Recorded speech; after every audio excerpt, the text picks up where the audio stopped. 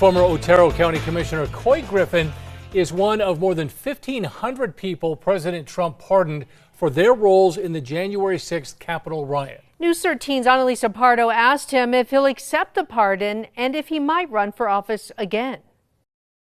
Dean and Jess, Couy Griffin says he'd rather win an appeal in court than take a pardon, but he has until tomorrow to make a final decision.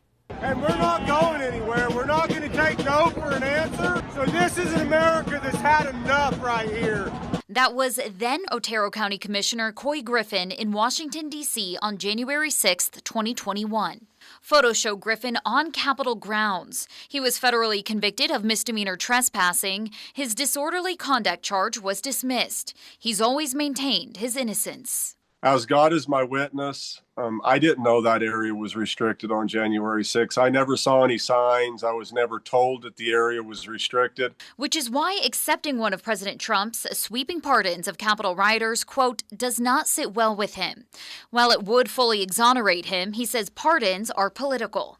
If I felt like it was for sure that I could get a fair shake in the courts, I would continue with the appeal process. That's what I would rather do. But, you know, if it boils down to accepting the pardon, I will. He'll give his final decision to his attorney tomorrow. But his legal battles won't end there. I still have a bone to pick right here in New Mexico. In September of 2022, after a civil lawsuit by some residents, a Santa Fe judge removed Griffin from his position and barred him from running for office, saying while he was not violent, he contributed to delaying the certification of the 2020 election by trespassing on Capitol grounds. Governor Michelle Lujan Grisham appointed his replacement. Griffin calls the entire case a disgrace.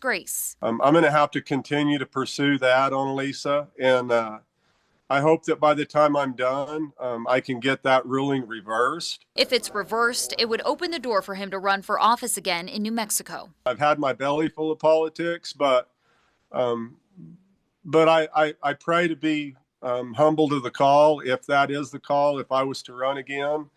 And, you know, what the future holds, God only knows. We also asked Griffin about the group he founded, Cowboys for Trump. He says it is still up and running and completely supports President Trump. Back to you. All right. Thank you, Annalisa. When he was convicted for misdemeanor trespassing, Griffin was sentenced to 14 days, but given credit for the 20 days he spent in jail immediately following his arrest.